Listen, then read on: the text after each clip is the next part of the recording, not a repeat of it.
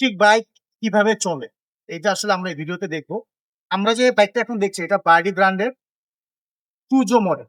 এই মডেলটা বাংলাদেশে সিএনসি বাইক আছে। এই বাইকটা হচ্ছে ডুয়েল চ্যানেল ডিস্ক এবং ই বাইক আসলে খুব সিম্পল একটা মেকানিজমের মাধ্যমে চলে। এটা ব্যাটারি দিয়ে পাওয়ার্ড হয় এবং এটার মধ্যে মোটর আছে, মোটরের মাধ্যমে চলে। বাইকটা আমি স্টার্ট করলাম, স্টার্ট করার মাধ্যমে আমরা দেখতে পাচ্ছি এখানে পার্কিং উঠে আছে, ভোল্ট দেখা যাচ্ছে 72 ভোল্ট এবং বাইকটা কত কিলো চলছে 6930 কিলোমিটার। তো আমি যখন বাইকটা যে পার্কিং বাটনটা প্রেস করব, বাইকটা রেডি টু ড্রাইভ। এখানে অন্যান্য যে সুইচ গুলো আছে যেমন indicator switch,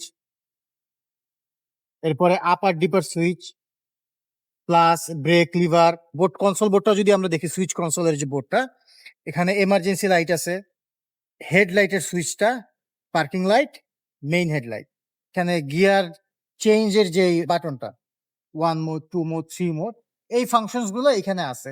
basically electric bike আসলে সবগুলো একই ধরনের মেকানিজমেই চলে, এই ফাংশনিং গুলোই সব ধরনের ইবেকে আসলে ব্যবহৃত হয়।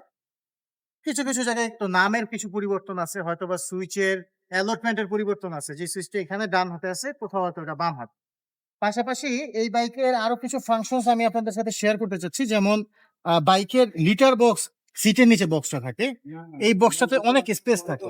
আমি যদি ঘড়ির কাঁটার বিপরীতে চাবিটা ঘোরাই তাহলে বাইকটা সিটের নিচের যে বক্সটা আনলক হয়ে যাবে। আমি খুললাম বক্সটা, এখানে চার্জার, রেইন কভার, বাইকের ডাস্ট কভার এবং বিভিন্ন আনুষঙ্গিক জিনিসপত্র রাখা যাবে, বেশ অনেকখানি জায়গা।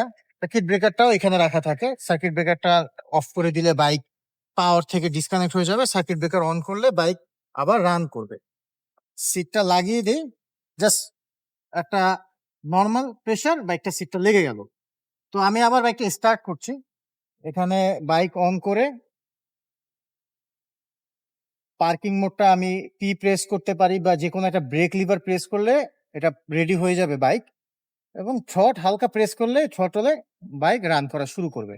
এই বাইকটা প্রায় 7000 কিলোমিটার চলছে। 7000 কিলো চলার পর আসলে বাইকটার যে কন্ডিশনস আপনারা দেখতে পাচ্ছেন, বেশ ফ্রেশ এবং নতুন। ধন্যবাদ সবাইকে ভিডিওটা দেখার জন্য। এই বাইকের আশা করি আপনাদের অনেকের কোয়েরিজ কিভাবে চলে এবং কিভাবে ব্যবহার করতে হয় এই ভিডিওটা দেখলে পরিষ্কার হয়ে যাবে।